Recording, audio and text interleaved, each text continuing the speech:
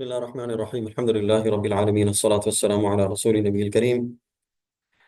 So last week we were discussing regarding some of the mistakes of ihram, some of the mistakes that people make in hajj and umrah. And so today inshallah we'll be continuing that.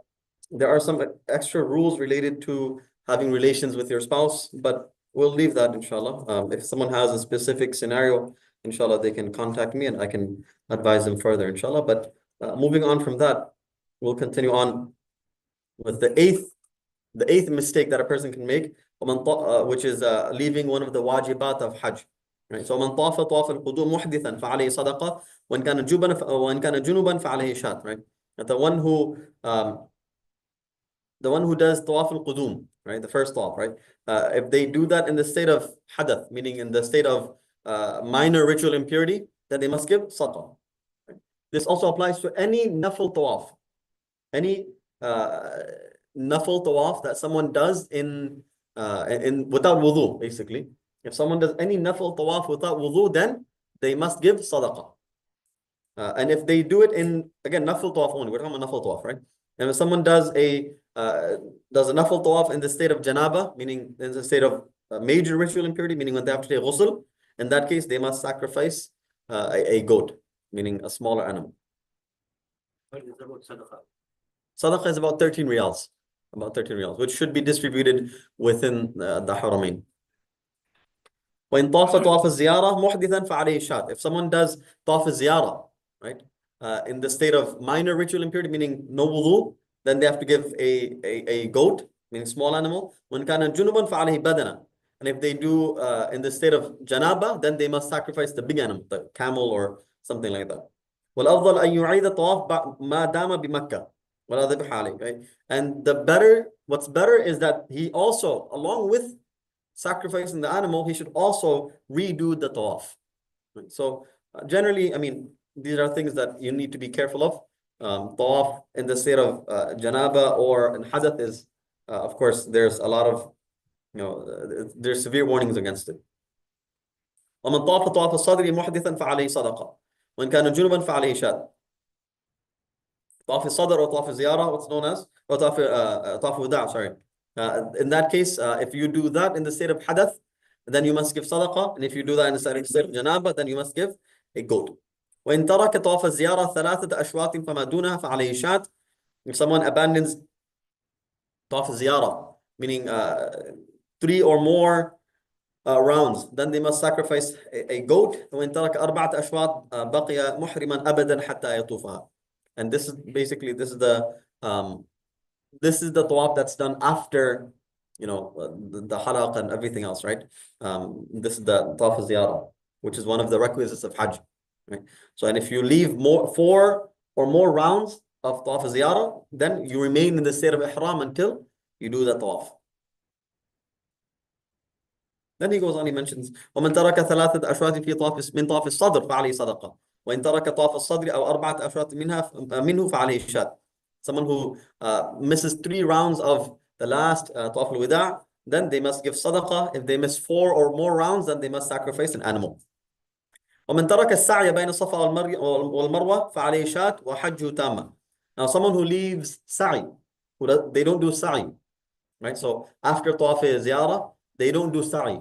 In that case, they have to sacrifice a smaller animal, a goat. But at the same time, his hajj is complete. His hajj is complete. Why? Because this is not one of the requisites of hajj, right? This is one of the wajibat. It's one of the wajibat of hajj, not one of the fara'id. ومن أفاض من عرفات قبل الإمام فعليه دم. Someone who leaves Arafat before the imam, then he must give dam. Right? You clarified that point again. Meaning someone who leaves from Arafat, right? Before the imam leaves from Arafat, then they must sacrifice a smaller animal. Meaning they leave before Maghrib, right? The imam leaves immediately after Maghrib, right? Because you're not, meaning not Maghrib, the time of Maghrib, the sunset, right? So the imam leaves immediately after sunset, and meaning that's when the time of Arafah ends. And so the one who leaves before sunset, then they would have to sacrifice an animal. But let's say, for example, someone, the sun has set, but The Imam didn't leave yet. So in that case, nothing is necessary. Again, the objective is not the Imam. The objective is that you should not leave before ghurub, before the time of Maghrib begins. Okay. But at the same time, the fard of Hajj is complete by staying there even for a short while, right? Even staying for a little bit of time, the fardiyah of Hajj, the Hajj itself, that is still there. Inshallah. We'll do a couple more lines. وَمَنْ تَرَكَ الْوُقُوفِ بِمُزْدَلِفَةَ فَعَلَيْهِ دَمٌ. Now, the one who leaves the staying of Muzdalifah, then they have to sacrifice a small animal, right? Because this is wajib. Staying in Muzdalifah is wajib. وَمَنْ تَرَكَ رَمْيَ الْجِمَارِ فِي الْأَيَّامِ كُلِّهَا فَعَلَيْهِ دَمٌ. The one who leaves pelting of the shayateen in all of the days, then they must sacrifice a small animal. وَمَنْ تَرَكَ رَمْيَ إِحْدَى الْجِمَارِ الثَّلَاث فَعَلَيْهِ صَدَقَةٌ. And the one who misses one of the shayateen any of the days, then they must give sadaqah for every single pebble that they missed, right? So let's say they left out the first day, for example. In that case, they must give 7 sadaqahs, right? If they miss the second day, 21 sadaqahs, and so on and so forth, like that. They missed the whole day. Meaning they didn't go that day, right? Or let's say they accidentally only did 5. Wallah, maybe they, for whatever reason, right? You should always take a bit extra. Don't take so many extra. I saw people they were taking big, big size. You don't need that big, right? This chickpea size. This small. Take small, a bunch of them. And so long as it's a small, amount, a small piece, it's fine. It suffices. But make sure you take a bit extra, just in case. You never know.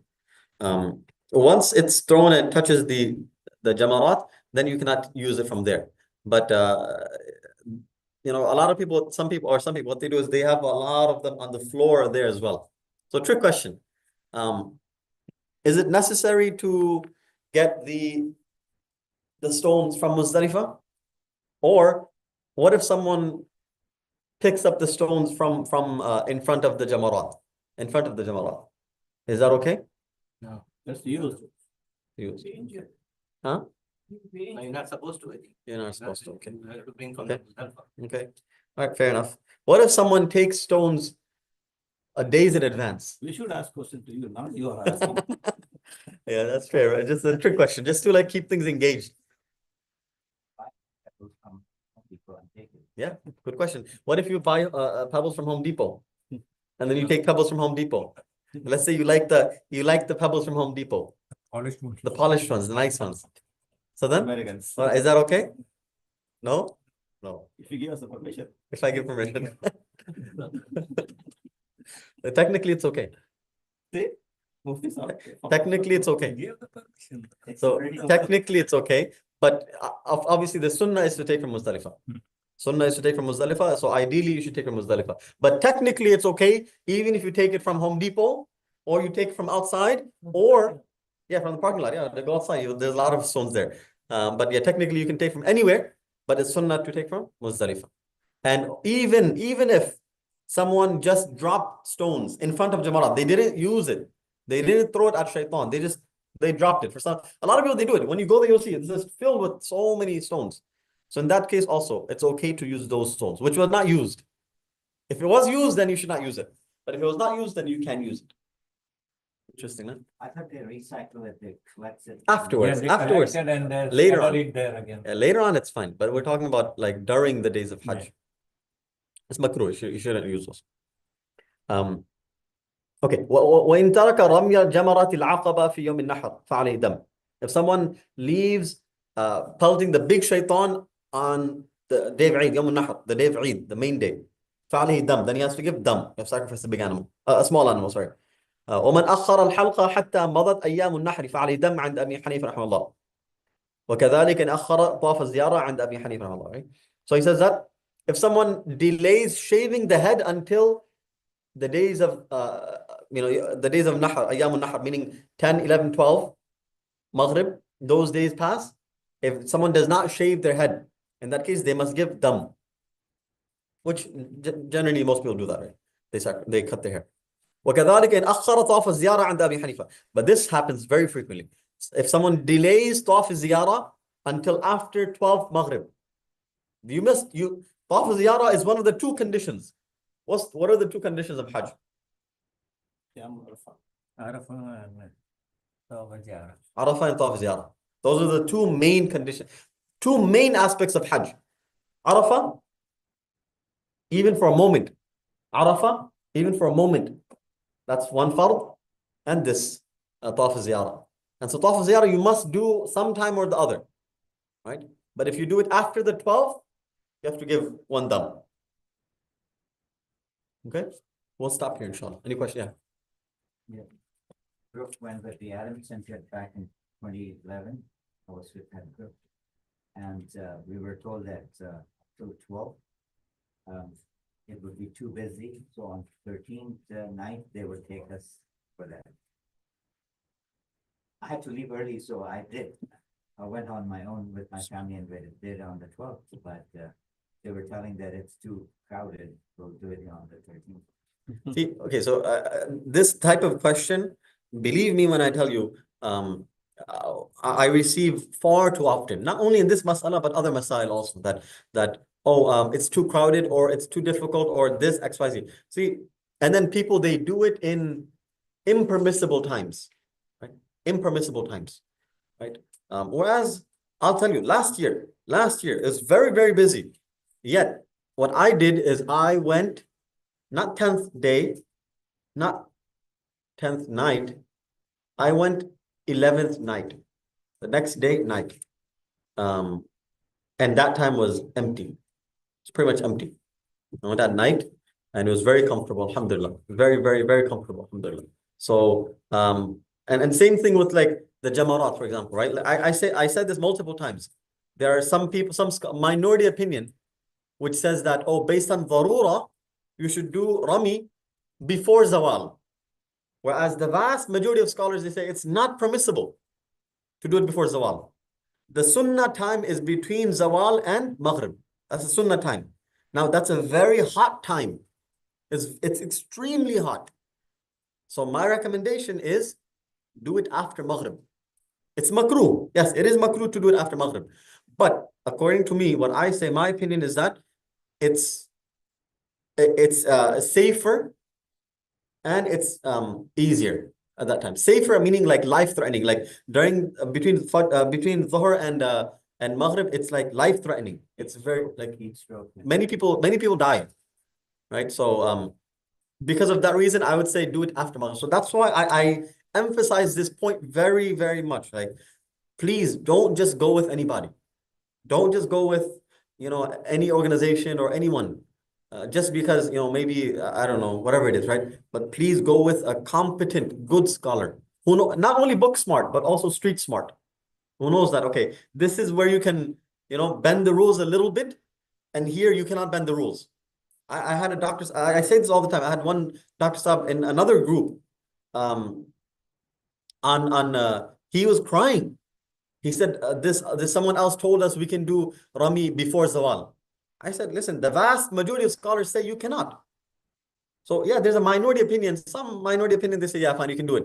But I don't think it's darura. I think that you can do it after Maghrib. Yes, it's makruh after Maghrib, but before Zawal, it's not jaiz.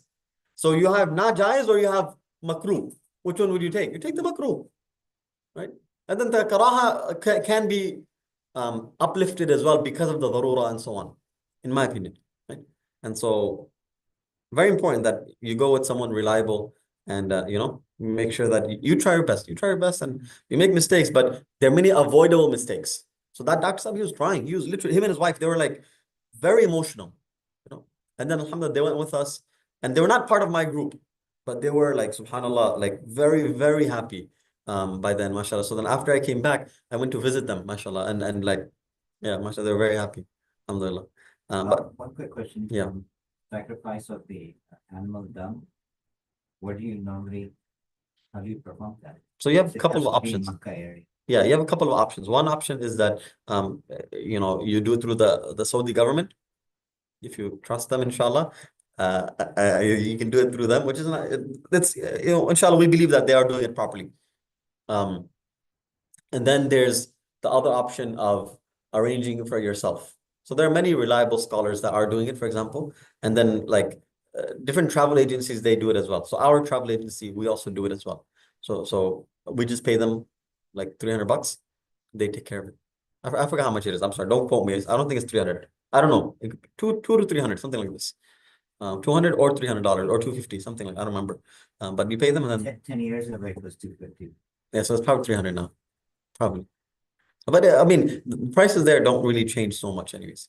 But yeah, you just pay them and they take care of it. So, but you should go with a reliable agency that's actually sacrificing, and then they will send you a message.